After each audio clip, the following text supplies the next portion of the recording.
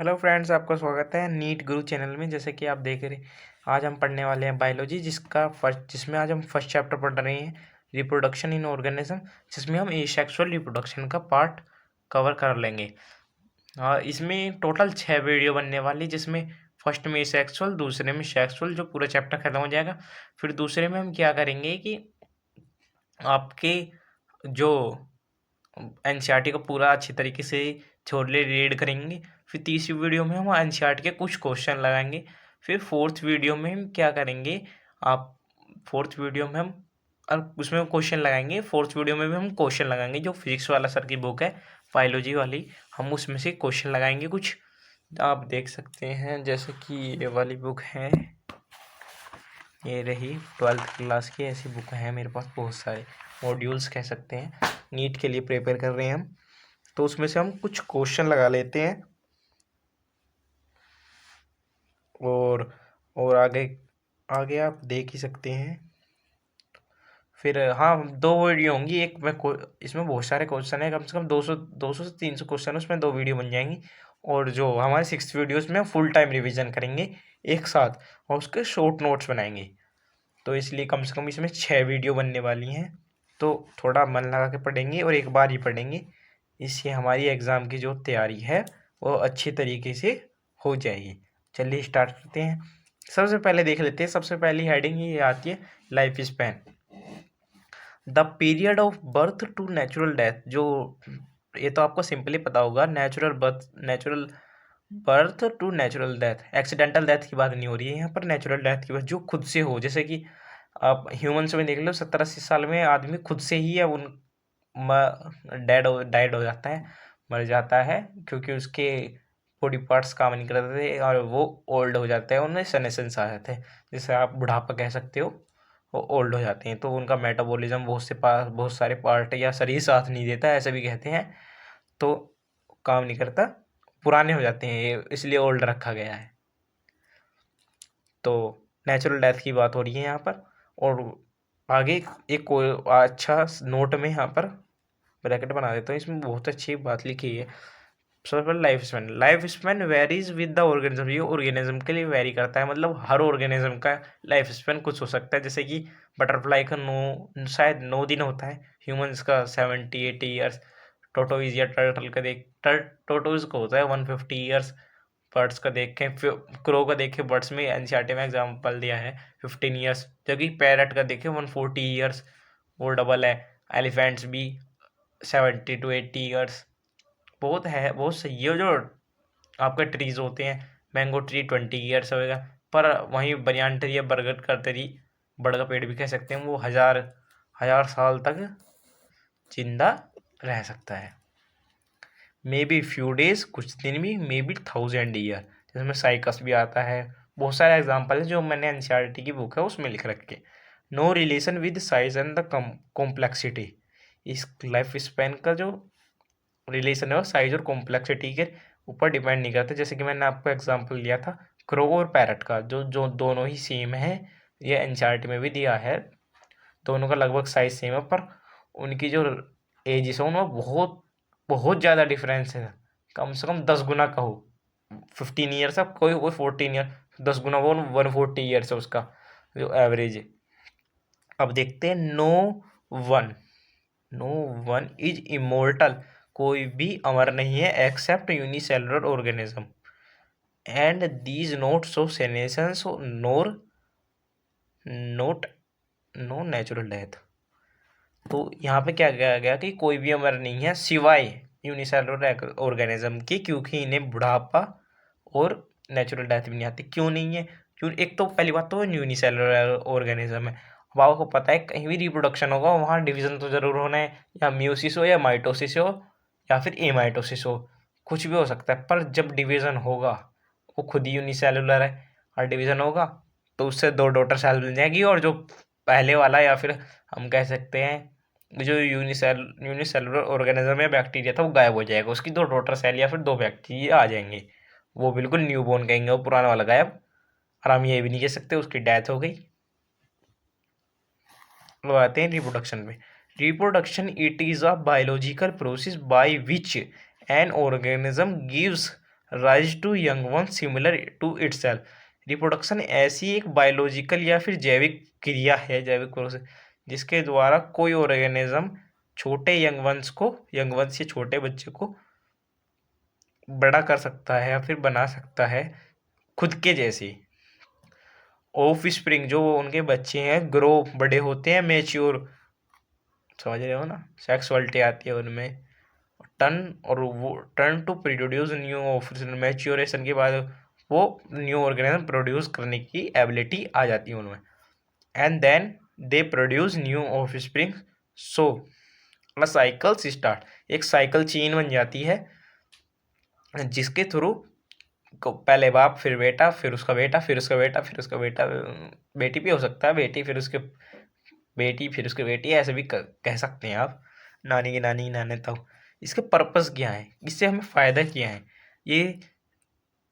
ये पर हो क्यों रहा है, ये रिप्रोडक्शन हो क्यों रहा है, पहली बात तो पहले से पुराने ज़माने से आता हुआ है, इसे हम एजप्शन भी मान सकते हैं, पर एजप्शन नहीं मानेंगे, इसका कारण है enables the continuity of species generation to generation, या जेन टू जेन लिखा है, जो कि कोई स्पीसी है, पर्टिकुलर स्पीसी की कंटिन्यूटी, जैसे हम ह्यूमन है, अगर हम रिप्रोड्यूस करना बंद कर दें और उस जनरेशन के सारे ह्यूमंस रिप्रोड्यूस करना बंद कर दें और एक साथ मर जाएं या पहले करके मर जाएं, तो ह्यूमंस स्पीसी खत्म ही हो जाएगी एक तरह से।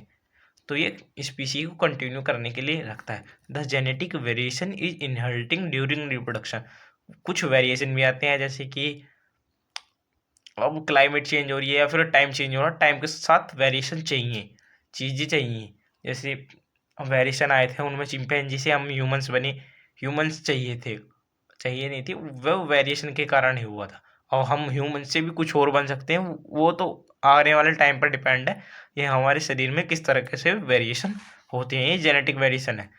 How to organism reproduce, how how to organism reproduce depend on its habitat, फिर जो ऑर्गेनिज्म कैसे रिप्रोड्यूस करता है वो किस पर डिपेंड करता है, हैबिटेट कहाँ रहता है वो, where did he live, physiology और उसकी morphology and its physiology internal भी हो सकती है और कुछ अदर फैक्टर्स भी हो सकते हैं, and can be other factors. इसके फीचर देख लेते हैं। द रेप्लिकेशन ऑफ डीएनए, जिसे हम फिफ्थ या सिक्स चैप्टर में पढ़ लेंगे सर, रेप्लिकेशन ऑफ, आप सिंपल समझ रहे हो, replication of DNA is this is molecular basis of reproduction, ये रिप्रोडक्शन का मोलिकुलर बेस है, बिल्कुल मोलिकुलर, डीएनए का रेप्लिकेशन होना ही होना है, इसे हम बाद में अच्छी तरीके से पढ़ेंगे। The cell division only mitotic और both mitotic and meiotic, this is a cytological basis of reproduction, जो सेल डिवीजन होगा ना वो पक्का होगा, और उनमें तीन तरीके तो होते हैं, एक माइटोसिस, ए माइटोसिस, वो माइटोसिस के पार्ट है, और मियोटिक, या तो माइटोटिक होगा या दोनों होंगे, माइटोटिक और मियोटिक, ये दोनों होंगे। तो ये साइटोलॉजिकल बेस ऑफ रिप्रोडक्शन है, कि जो साइटोलॉजी के आधार पर हम डिवाइड करें तो होना ही होनी है। The formation of the reproductive bodies और unit and their development into offspring, ये तो सिंपल बात थी। अब आ जाते हैं कितना टाइप का reproduction. The reproduction can be divide into two types, asexual and the sexual. सबसे पहले पढ़ लेते हैं हम asexual reproduction.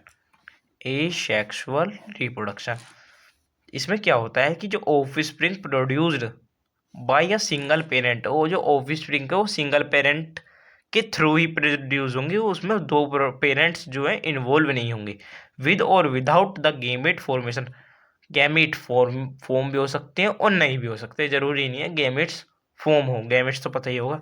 Of springs are the identical to each other as well as the parents, then we can call them clones.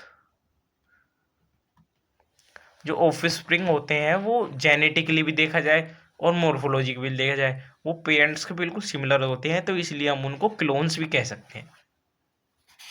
अब आगे चलते हैं। ओ, यहाँ से पेज ही फट गया। अब आ जाते हैं इसके फीचर, कुछ कॉमन फीचर होते हैं सभी में, तो कॉमन फीचर देख लेते हैं।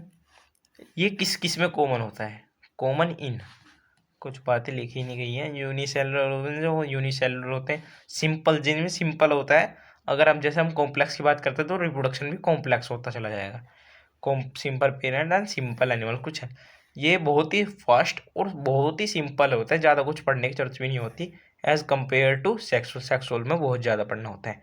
मोड्स ऑफ एसेक्सुअल रिप्रोडक्शन की किस किस तरीके से हम एसेक्सुअल रिप्रोडक्शन कर सकते हैं, हम नहीं करते, जो आपके ऑर्गेनिज्म है वो करते हैं। सबसे पहले आ गया फिजन। फिजन क्या होता है? सिंपली किसी चीज का टूटना। ये ऑर्गेनिज्म इसमें टूट जाता है कई पार्ट में भी। सिंपल इसके 3 टाइप्स होते हैं।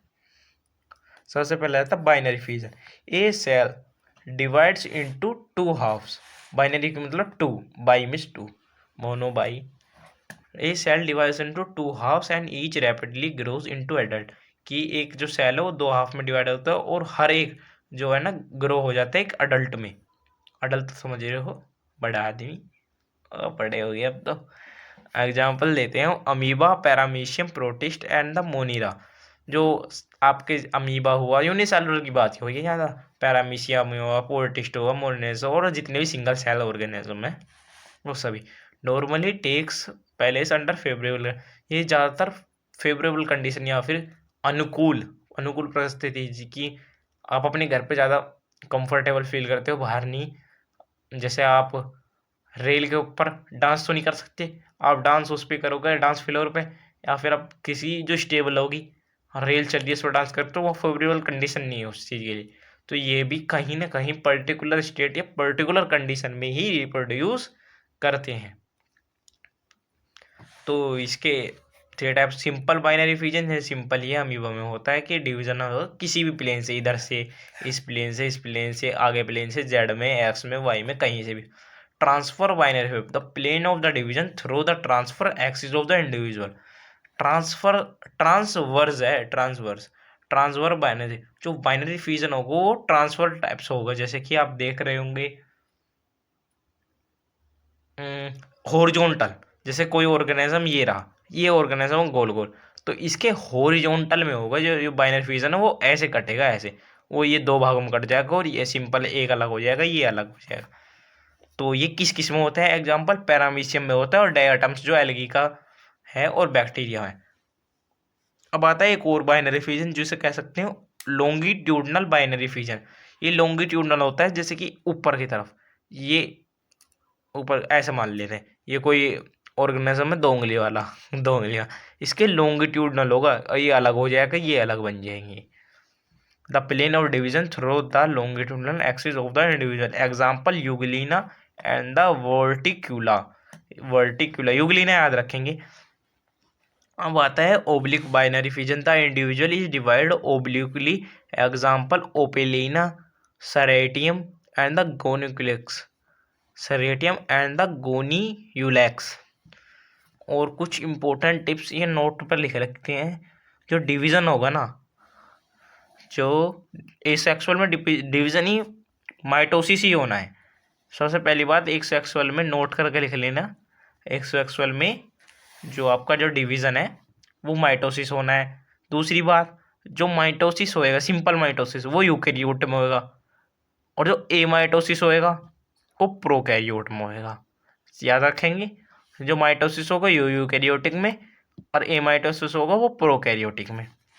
Multiple fission in amoeba. Amoeba में क्या होता है, कुछ अनफेवरेबल कंडीशन आ जाती है, वहाँ पर अमीबा बहुत सारे अमीबा, एक अमीबा से कम हजारों अमीबा बन जाते हैं। अब देखिए कैसे बनते हैं। मल्टीपल फिजन इन अमीबा, बहुत सारे फिजन होते हैं amoeba. Under favourable condition the amoeba withdraw is pseudopodia.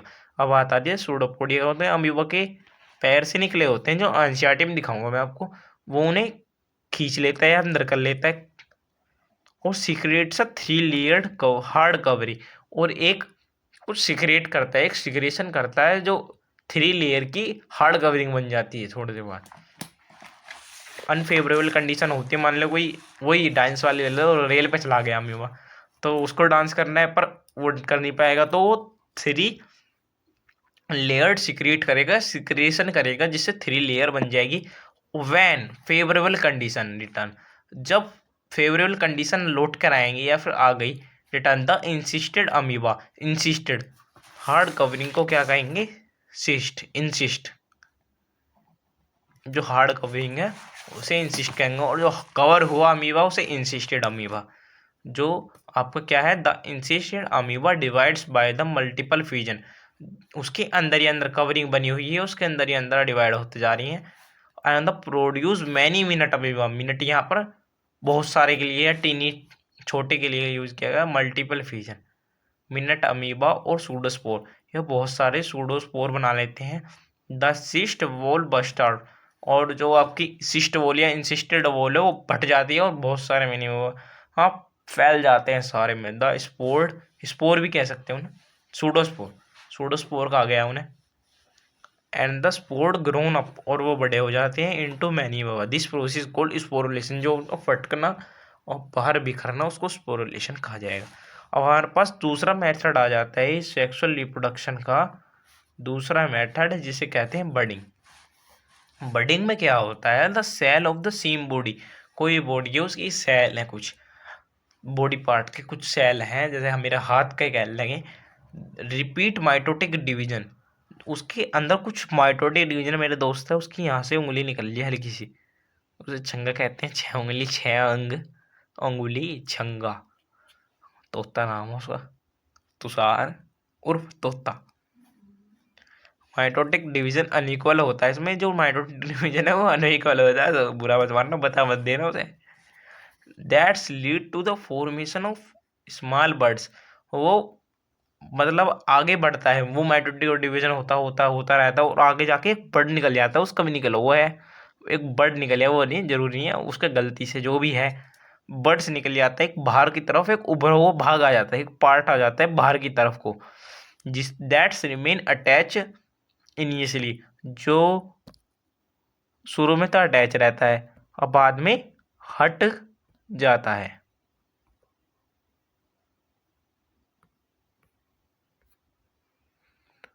Attach initially,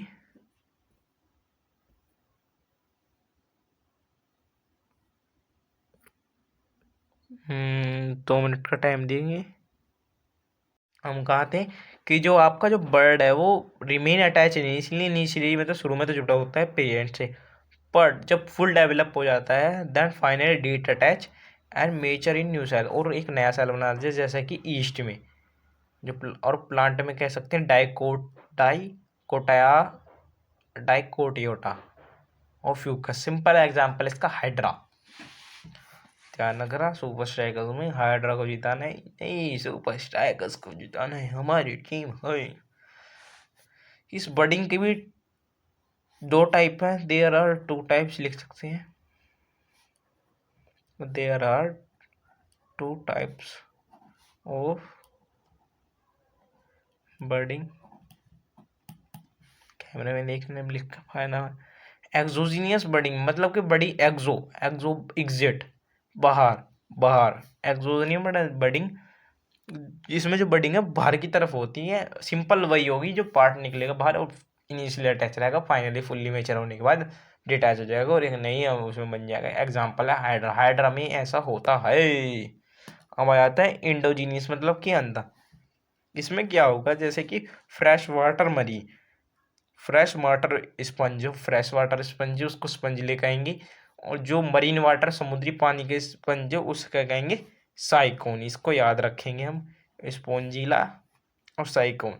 the parents release a specialize cell, एक स्पेशल टाइप का सेल को रिलीज करती हैं, मास ऑफ सेल मतलब ग्रुप होता है, इनक्लोज इन अ कॉमन अपैक्यू, एक एनवलप होता है या फिर आप कह सकते गुब्बारा, उसमें जो है एनसीईआरटी में बनाया हुआ है कि एक तरह का गुब्बारे में बहुत सारी सेल को रिलीज करते हैं शरीर के अंदर ही, जिसको हम गैम्यूल कहते हैं, उस गुब्बारे को बना, और बाद में वो भी फट जाता है, मतलब वो होने के बाद each rise to a offspring, each rise to an offspring, और हर एक नया एक ऑफ स्प्रिंग बना देते हैं, एक नए बच्चे हैं, जिसको गैम्यूल इंटरनल बर्ड भी कह सकते हैं। और ये किस्मों होता है पता नहीं, एग्जाम्पल पता नहीं। स्ट्रोबिलेशन एक अनदर मेथड है, इसको सिंपल याद रख लेंगे। स्ट्रोबिलेशन किसमें होता है, ओरिला में, ओरिलिया।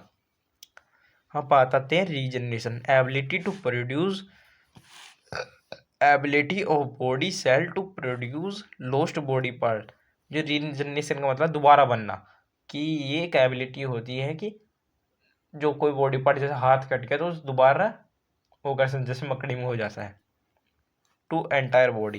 एग्जाम्पल प्लेनेरिया, इसका एग्जाम्पल क्या है, प्लेनेरिया, हाइड्रा, स्टारफिश एटसेट्रा।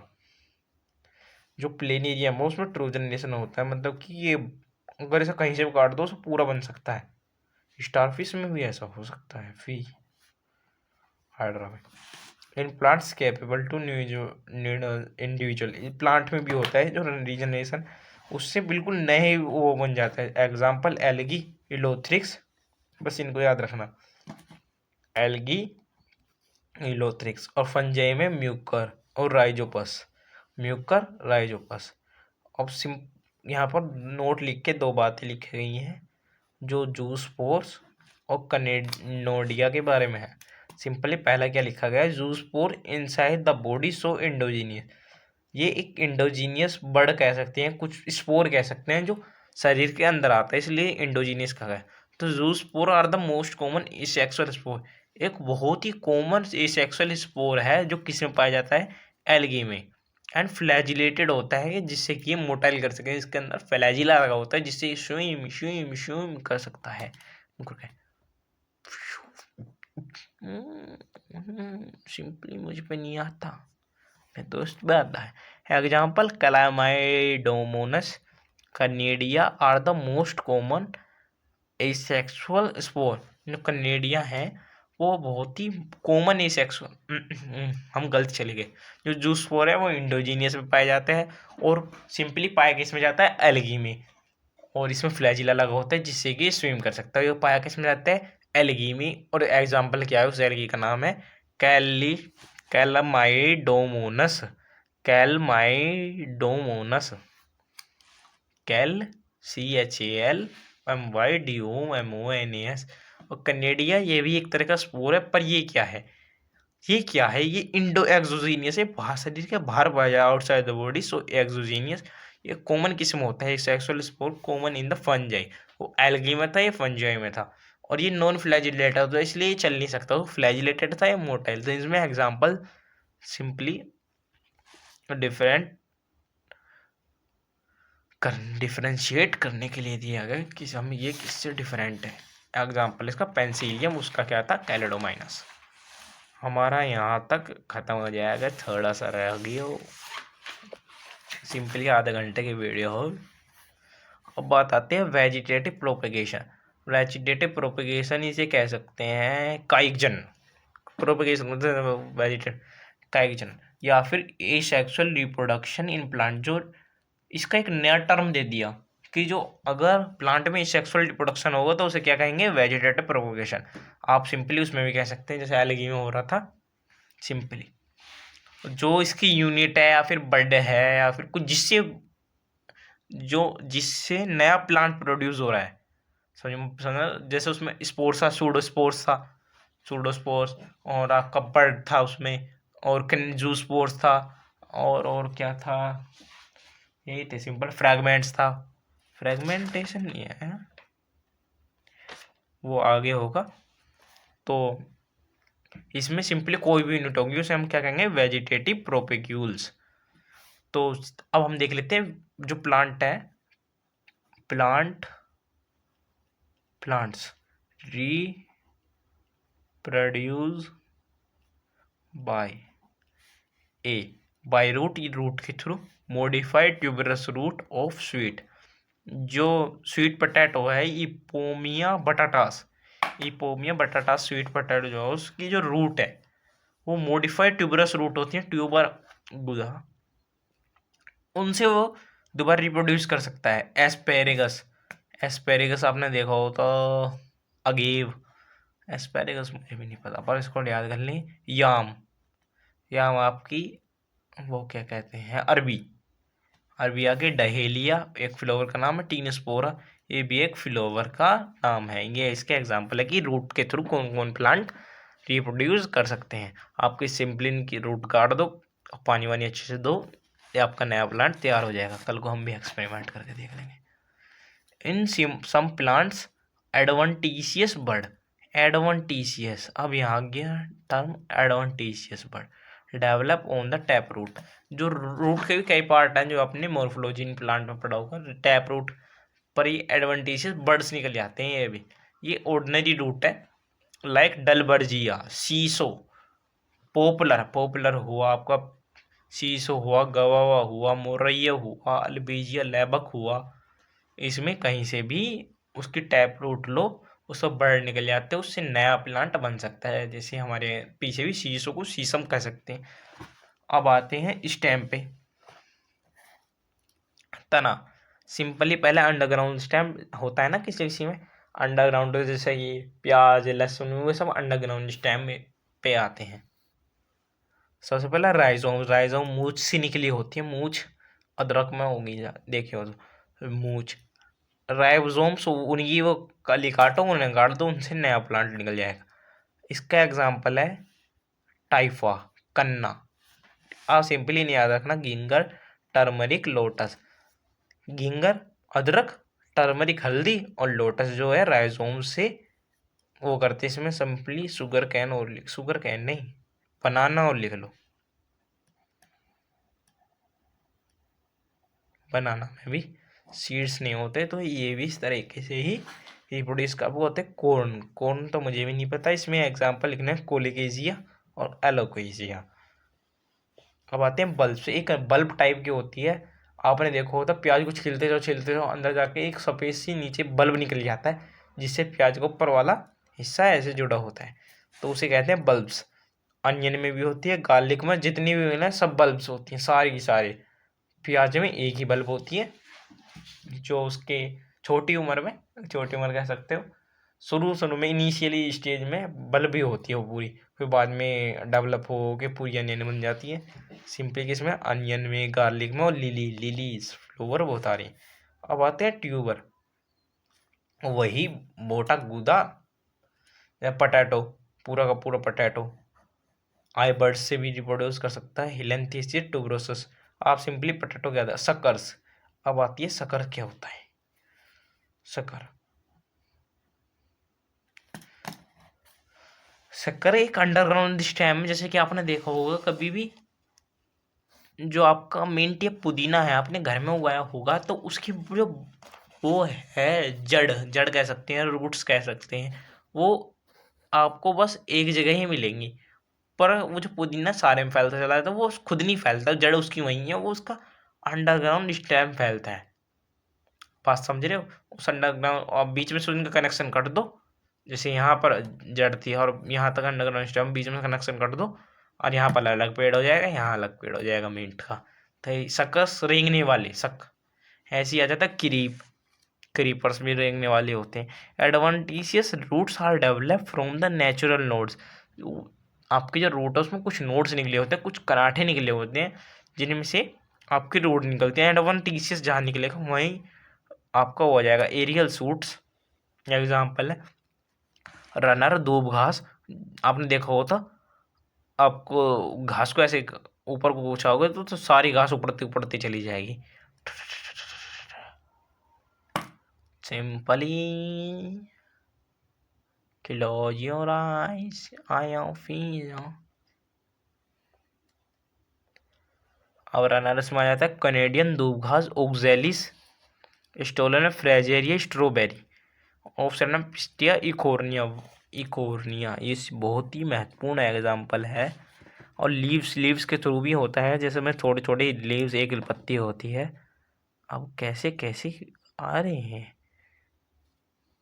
यहाँ से गिर जाते हैं, नया प्लांट बनकर तैयार हो जाता है। ब्रायोफिलम और बिग्नोनिया इसके एग्जाम्पल है। अब आ जाते हैं नोट, नोट की स्टेसी। इन सेम प्लांट जो फ्लैशी एक्सिलरी बर्ड्स हैं, जो हवा में रहती हैं, develop axis of the leaves are called bulbils. Example डाइकोला ओक्सेलिस, इसका महत्वपूर्ण एग्जाम्पल है आपका अगेव, अगेव और पाइनएप्पल।